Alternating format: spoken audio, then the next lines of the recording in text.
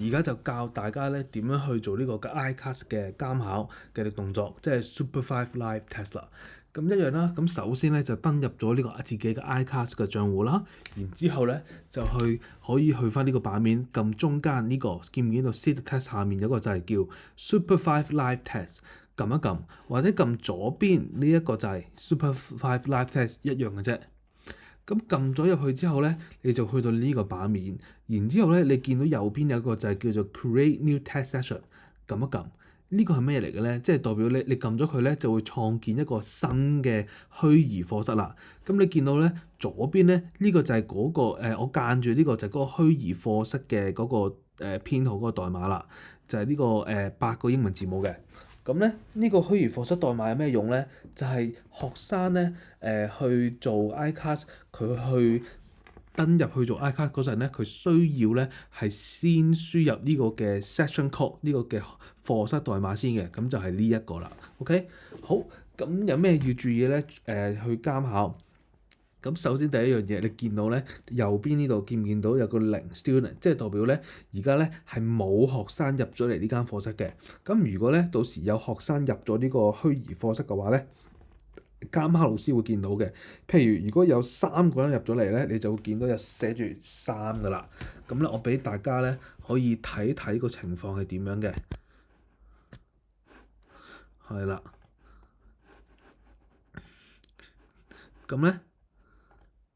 譬如啦，嗱呢個就係個情況。如果有3個學生入咗嚟，你就會見到佢哋嘅名啦，見到佢哋嘅 one time code 啦，見到佢哋嘅狀態 status，而家係未開始啦，因為未撳 start session 未撳開始啊嘛，同埋佢哋應考嘅科目嘅，同埋佢哋幾點入嚟啦，係啦。咁咧嗱，譬如而家咁嗱，假設咧人齊啦，咁咧你又時間或者時間到啦，你就可以撳呢個 start session 呢個掣，撳一撳佢。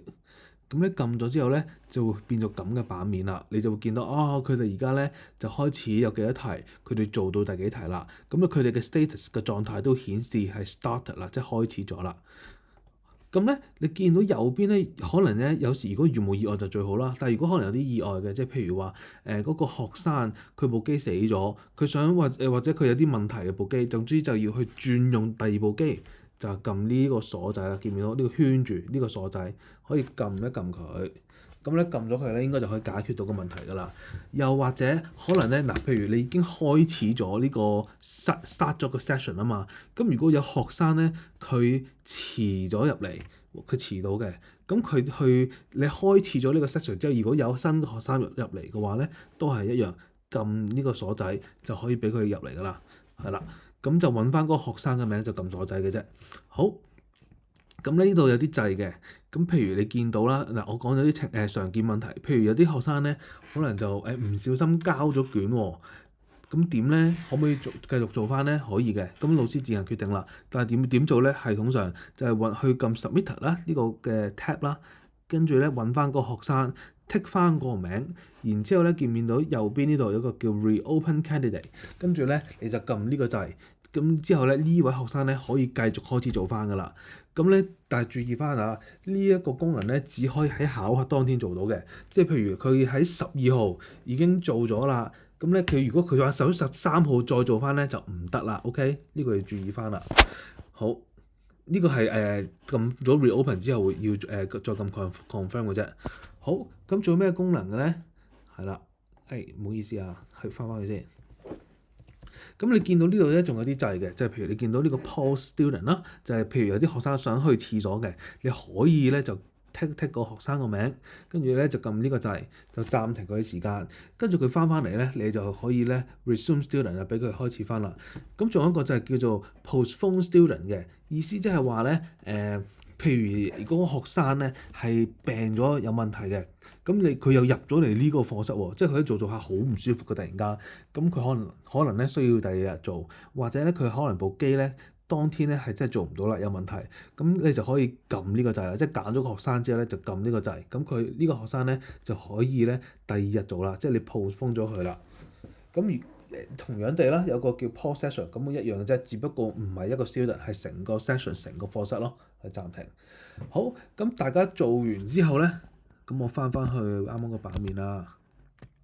咁嗱，假設我而家開始咗啦，係啦，咁 yes 啊。咁開始咗之後咧，譬如我假設我做完啦，我就可以撳 finalize session 呢個掣，就去刪咗呢個課室佢。咁你話刪咗個課室即係代表咩咧？呢個課室咧就會消失啦，你就見唔到再有呢個課室啦。嗱，係啦，我揾唔翻噶啦。咁冇人入到嚟噶啦。咁咧，如果有老師問啊，咁可唔可以唔撳呢個掣啊？咁咧其實係可以嘅。咁最緊要係咩咧？嗱，最緊要咧，其實咧係要撳 submit student，OK？即係個學生記得最緊要佢係要去提交佢份嗰個答案。係啦，你可以咧，其實都你可以幫學生交卷嘅，就係一揀翻學生啲名啦，即係撳 submit student 咧，咁就得㗎啦。最緊要佢哋有交名，OK？係啦，咁譬如仲有啲常見問題就係我可唔可以做好多個 test section 啦，即係創建好多個虛擬課室，得唔得咧？可以嘅，你做無限個都得。咁咧記住，咁你就可以喺度揾翻㗎啦。咁但係記住一樣嘢就係咧，當天咧就會消失㗎啦。OK，呢啲嘅session code。咁咧仲有一個就係叫做 active only，咩意思咧？嗱，你剔咗咧，即係代表你就係見到而家咧開咗嘅課室啦。咁刪咗個課室見唔到嘅。咁如果你唔剔佢啦，你就見到過去已經 finalize session 咗，即係刪咗個課室咧都見到嘅。係啦，咁就。如果大家做咩問題咧，就隨時去揾我哋，或者去揾翻啲嘅 support file，即係嗰啲文件咧，去睇翻啦。一樣嘢要補充嘅，就係咧嗱，假設你而家譬如有個 session code 啦，我假設有啲學生已經入咗嚟啦，咁啲老師當數齊人啦，撳 start 開始咗。好，咁開始咗之後咧，突然間如果真係譬如有啲學生有一兩個學生，或者有啲學生想再入呢間房，但係已經開始咗啊，就會發生咩事咧？嗱，我而家示範一下俾大家啊，即係譬如。係啦，叫學生入咗呢個嘅 session code 先啦，假設，跟住入翻學生嘅 one time code。嗱，咁照常做啦。然之後咧，學生個版面咧要去到 wait to begin。咁 wait to begin 咧，因為已經開始咗啦嘛。咁你見到咧，呢個 session code已經開始咗，所以你見到個學生佢會喺 status 係 waiting entry。咁你就老師咧就去翻 waiting entry 呢個格嗰度。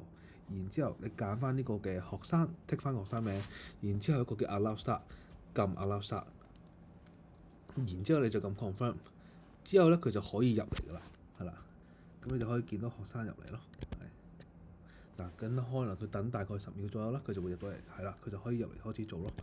咁呢個情況係因為咧已經start session 已經個 session 個虛擬課室已經開始咗啦，但係之後如果開始咗之後再有學生入嚟咧，就需要用呢個方法咧去邀請啲學生即係允許啲學生入嚟咯。